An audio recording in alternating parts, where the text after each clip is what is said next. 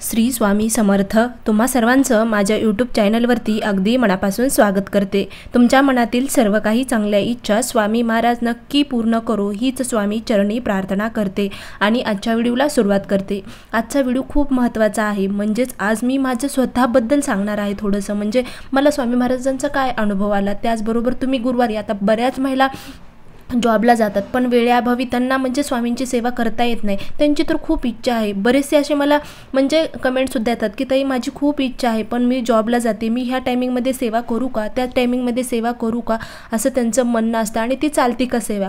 तसं तर पाहायला गेलं सेवेला वेळेचं अजिबात बंधन नाही। तुम्ही चालता बोलता कुठेही असतात किंवा सुखात असतात दुःखात असतात त्यावेळेस सुद्धा तुम्ही नामस्मरण करू शकतात। म्हणजे सेवेला अजिबात बंधन नाही, वेळेचं बंधन नाही की तुम्ही ह्याच टायमिंगमध्ये करा किंवा नाही तुम्ही सकाळी 5 वाजता उठूनच सेवा करा। पण काही सेवेचे नियमसुद्धा आहेत, ते सुद्धा आपल्याला पाळणं गरजेचं आहे। तुम्हाला आता कसं असतं ना, आपले स्वामी महाराज इतके दयाळू आहेत की तुम्ही जशी वेडी वाकडी जरी म्हणजे देवपूजा केली किंवा नामस्मरण केलं पण ते शुद्ध अंतकरण ठेवून की नाही माझा विश्वास आहे श्री स्वामी समर्थ, तुम्ही स्वयंपाक करताय आणि स्वयंपाक करत असताना नामस्मरण करताय तर ती सुद्धा सेवा स्वामीपर्यंत पोहोचते आणि त्याचं फळ तुम्हाला तुमच्या मनात जी इच्छा असेल किंवा तुम्ही आता स्वयंपाक बनवतात आणि स्वयंपाक बनवत असताना तुम्ही श्री स्वामी समर्थ या नामस्मरणाचा जप करत आहात, म्हणजे नामस्मरण करत आहात, तर तुम्हाला तुमचा स्वयंपाक जो आहे तो एक म्हणजे प्रसाद तयार होत असतो। तर अशा बऱ्याचशा गोष्टी असतात की आपण चालता बोलता कधीही नामस्मरण करू शकतात। नामस्मरणाला म्हणजे वेळेचं अजिबात बंधन नाही। तर आता माझा अनुभव, आता मी दररोज, आता कसं असतं ना, प्रत्येकाला काही ना काही अनुभव आलेला आहे श्री स्वामी समर्थ महाराजांना, आणि जो श्रद्धा विश्वास ठेवून जर स्वामींची सेवा करत असेल, घरातली कोणतीही एक व्यक्ती करत असेल तर त्या घरावर आलेलं संकट ते एका व्यक्तीमुळे तारण्याची शक्ती त्यांच्यामध्ये निर्माण होते आणि ती शक्ती फक्त आपले महाराज श्री स्वामी समर्थ महाराजच देत असतात। ज्या घरामध्ये स्वामींची सेवा होती ना त्या घरामध्ये खरंच सुखाचं आनंदाचं वातावरण असतं। बघा आता बऱ्याचशा लोक म्हणजे श्री स्वामी समर्थ महाराजांची सेवा करतात, प्रत्येकाला काही ना काही स्वामींनी अनुभव दिलेला असतो, प्रचिती दिलेली असते आणि त्याद्वारेच ते स्वामी महाराज आपल्याकडून सेवा करून सुद्धा घेत असतात। जो भक्त त्यांची सेवा करतो, नामस्मरण करतो, पारायण करतो, तो भक्त त्यांचा कधीही म्हणजे वाईट मार्गाने जात नाही किंवा एखाद्या मोठ्या अडचणीत सापडत नाही। आता अडचणी तर प्रत्येकाला येतात, आता स्वामी सेवा करतो म्हणजे अडचण येत नाही असं नाही, स्वामी सेवा केली तरीही अडचण येतात, पण त्या अडचणीमध्ये योग्य मार्ग दाखवण्याचं काम आपले श्री स्वामी समर्थ महाराज देत असतात। कारण आपल्या जे वाटेला दुःख संकट आलेले आहेत ना ते तारून नेण्याचं काम सुद्धा श्री स्वामी समर्थ महाराज करत असतात।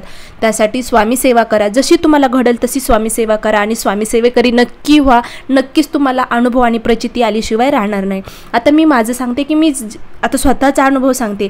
दर गुरुवारी आता तुम्ही सुद्धा करत चला, बघा तुम्हाला कोणतीही पारायण वगैरे घडत नसेल पण किमान गुरुवारी तरी ही प्रभावी सेवा नक्की करून बघा। काय करायचं आहे की सकाळी गुरुवारी लवकर उठायचं आहे, आंघोळ वगैरे करायचं आहे। आता स्त्रिया जरी असल्या, स्त्रियांनी सुद्धा तुमच्या घराजवळ जर मठ असेल, केंद्र असेल तर तुम्ही नित्य नियमाने सकाळी स्वामींच्या दर्शनासाठी गुरुवारी जा। कारण गुरुवारी हा दत्त महाराजांचा वार आहे आणि दत्त महाराजांचाच अवतार श्री स्वामी समर्थ महाराज आहेत, त्यामुळे गुरुवार हा अतिशय प्रिय असणाऱ्या आपल्या स्वामी समर्थ महाराजांचा वार आहे। त्यामुळे गुरुवारी तुम्ही नक्की, तुम्हाला एरवी नाही कधी म्हणजे जाता आलं मठामध्ये केंद्रात तरी पण तुम्ही गुरुवारी जाण्याचा प्रयत्न करा। कारण मी स्वतः अनुभव घेतलेला आहे म्हणून मी तुम्हाला सांगत आहे की दर गुरुवारी तुम्ही सकाळी स्वामी समर्थ महाराजांच्या मठामध्ये किंवा केंद्रामध्ये नक्की जा।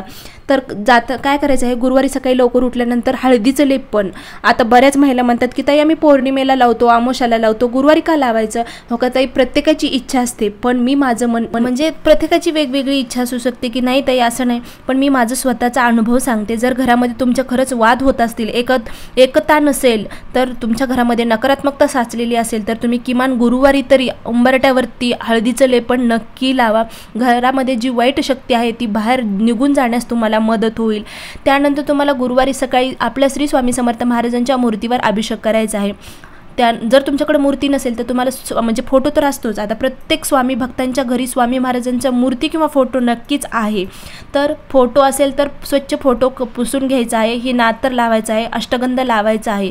आता सर्वात महत्त्वाचं म्हणजे बऱ्याच महिलांचं मी पाहते की स्वामी महाराजांना हळदी कुंकू लावतात, तर हे चुकीचं आहे। स्वामी महाराज ब्रह्मचारी आहेत, त्यांना हळदी कुंकू लावू नका, त्यांना अष्टगंध लावा। तर अष्टगंध लावायचा आहे, मूर्ती असेल तर स्वच्छ पाणी घ्यायचं आहे। आता तुम्हाला खरंच अभिषेक करायचा करायचं आहे पण तुम्हाला कोणताच मंत्र येत नसेल किंवा श्री सूक्त म्हणता येत नसेल तर तुम्ही सर्वात महत्त्वाचं म्हणजे श्री स्वामी समर्थ, श्री स्वामी समर्थ नामस्मरण करत स्वामी समर्थ महाराजांच्या मूर्तीवर अभिषेक करा. स्वच्छ पाण्याने जरी केला तरी पण चालेल. नक्कीच तुमची ती म्हणजे सेवा जी आहे ती स्वामी महाराजांपर्यंत पोहोचेल. त्यानंतर त्या आपल्या स्वामी महाराजांच्या मूर्तीला अथिनाथ तर लावायचं आहे, छान फुलं अर्पण करायची आहेत. त्यानंतर तुम्हीला म्हणजे गुरुवारी मठामध्ये किंवा केंद्रात जायचं आहे. तुमच्या घराजवळ मठ असेल तर मठात जा किंवा केंद्रामध्ये जा. केंद्रामध्ये जात असताना तुम्हाला पिवळ्या रंगाचं वस्त्र परिधान करायचं आहे. आणि सर्वात महत्त्वाचं म्हणजे सर्व दानापेक्षा सर्वश्रेष्ठ दान म्हणजे अन्नदान आहे. त्यामुळे मठात जाताना कोणतीही एक पिवळी वस्तू घेऊन जा, म्हणजेच फळ कोणतंही, केळी, आता केळी पिवळी आहे तर केळी घेऊन जा. आणि तिथं जे बाहेर म्हणजे आता मठ आहे आणि तिथं जर कुणीच नसेल तर तिथं प्रसाद म्हणून तुम्ही ही केळी तिथे ठेवू शकतात. येणारे जाण्याच्या बऱ्याच जणांच्या मुखामध्ये तुमचा तो प्रसाद जाईल. म्हणजे सर्वात श्रेष्ठ काय असेल तर अन्नदान आहे. त्याचबरोबर तुम्ही खडीसाखर, नारळ घेऊन जाऊ शकतात. धूप, फूल, स्वामी महाराजांना अर्पण करण्यासाठी फूल घ्यायचं आहे.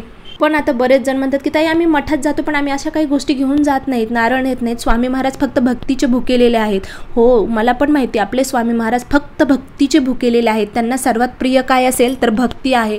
पण आपण भक्तीबरोबर काही दान केलं, पुण्य केलं तर त्याचं प्राप्तीसुद्धा आपल्यालाच होत असती. असं त्यासाठी आपण काही गोष्टी जी आपल्याला सृष्टीनं आपण कसं म्हणजे घेणाऱ्यामध्ये नसायला हवं, आपण देणाऱ्यामध्ये सुद्धा आपली म्हणजे नाव असावं असं मला थोडक्यात वाटतं. म्हणजे आपण काहीतरी दान केलं पाहिजे. सगळंच आपल्यासाठी असं नाही. सेवा करताय म्हणजे आपण कधी कधी उपाय तोडगे सुद्धा स्वतःसाठी करतात आणि थोडंसं आपण दान केलं तर काय फरक पडते दुसऱ्यासाठी, असं माझं म्हणणं आहे. तर तुम्ही जाताना, मठात जाताना नक्की खडीसाखर वगैरे घेऊन जा. त्यानंतर तुम्हाला मठामध्ये गेल्यानंतर दर्शन वगैरे घ्यायचं आहे स्वामी महाराजांचं. तिथे बसून तारक मंत्र एकदा म्हणा. अतिशय प्रभावी असलेला दर गुरुवारी मठामध्ये जाऊन तारक मंत्र नक्की म्हणा. स्वामी महाराजांचं दर्शन घ्या, मुजरा करा स्वामी महाराजांना. आणि घरीसुद्धा आपल्याला सकाळी देवपूजा करत असताना गुरुवारी स्वामी समर्थ महाराजांची आरती, नैवेद्य हे सर्व गोष्टी करायच्या आहेत. तुम्हाला दररोज भेटत नसेल ना करायला सेवा तर तुम्ही किमान गुरुवारी तरी ही सेवा नक्की करा. नित्य सेवासारखे आपल्याला दररोज गुरुवारी सुद्धा 3 अध्याय घ्यायचे आहेत. 11 माळी जप करता नाही आला तरी चालेल पण किमान एक तरी शुद्ध अंतकरणाने आणि मन एकाग्रता करून म्हणजे श्री स्वामी समर्थ या पवित्र मंत्राचं जप 1 माळ तरी किमान करा तुम्ही गुरुवारी. त्याचबरोबर तारक मंत्र म्हणा.